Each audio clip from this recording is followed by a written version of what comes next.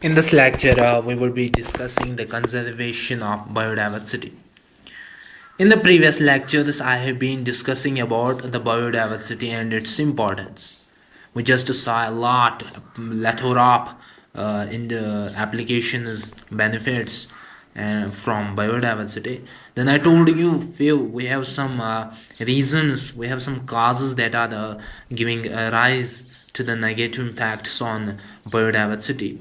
And I told you that we have only one way to get rid of those negative impacts. We have to conserve biodiversity. And what is the conservation? It is the technique of deriving maximum benefits without harming.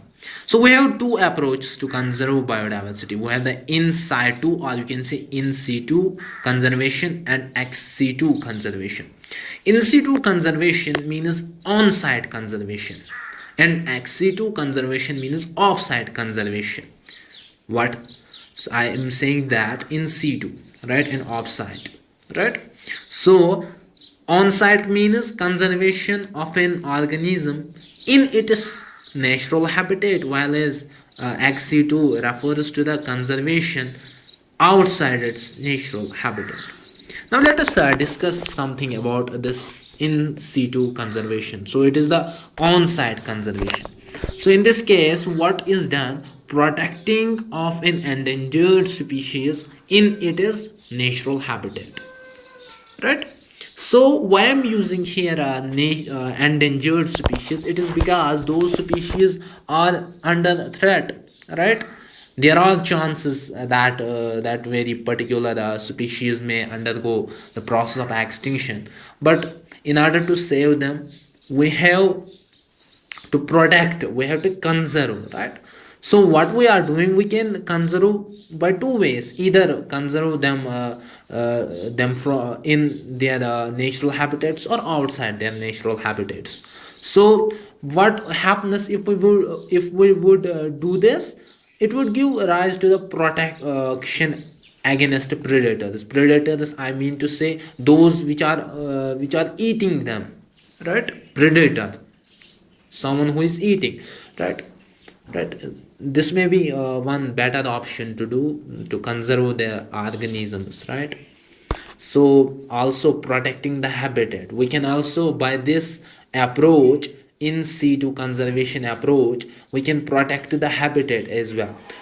What are we doing? We are doing the two things at the same time. We are protecting an individual as well as we are protecting the habitat of that organism as well, isn't it? So is it clear? In situ conservation, is it clear? So right, in Situ conservation में conservation हम किसी organism की करते हैं, specially endangered species की करते हैं उसी के हैबिटेट में, राइट? तो example of this type of approach में include national park, sorry, I beg your pardon, sanctuaries, wildlife sanctuaries, biosphere reserves, isn't it? Biosphere hot supports as well would come in this. So are you getting me? In the next lecture we would be discussing national park, sanctuaries, biosphere reserves very deeply, right? So in this I'm just giving you the concept of in situ conservation and ex situ conservation. So just like the second case, we have giraffe, we have elephants, we have monkey, we have tiger, we have the birds. We are conserving them in their natural habitat and not outside their natural habitat, right? So now let us move on to the next topic, that's ex situ conservation. Is it clear? Okay. So these pictures are also, so that's the second. Ex situ conservation, I told you it is offsite conservation. Here you are protecting here we are protecting an endangered species but outside its natural habitat. You know what we are doing outside their natural habitat, isn't it? So what we are doing, we are putting out some individuals, especially endangered species, we are putting them out and we have a well built system where we put them right, so as to save them, so as to conserve them.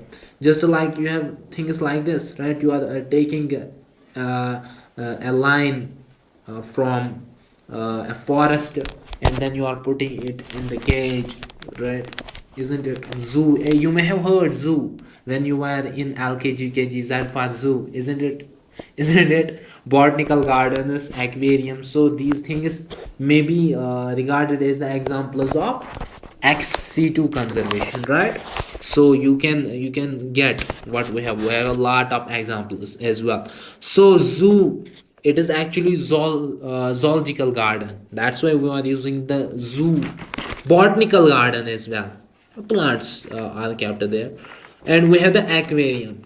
In the last lecture, when I was discussing about the biodiversity loss, I told you about aquarium. What aquarium is? It is right. It is a small aquatic ecosystem that we have created artificially. What we are doing the good job here.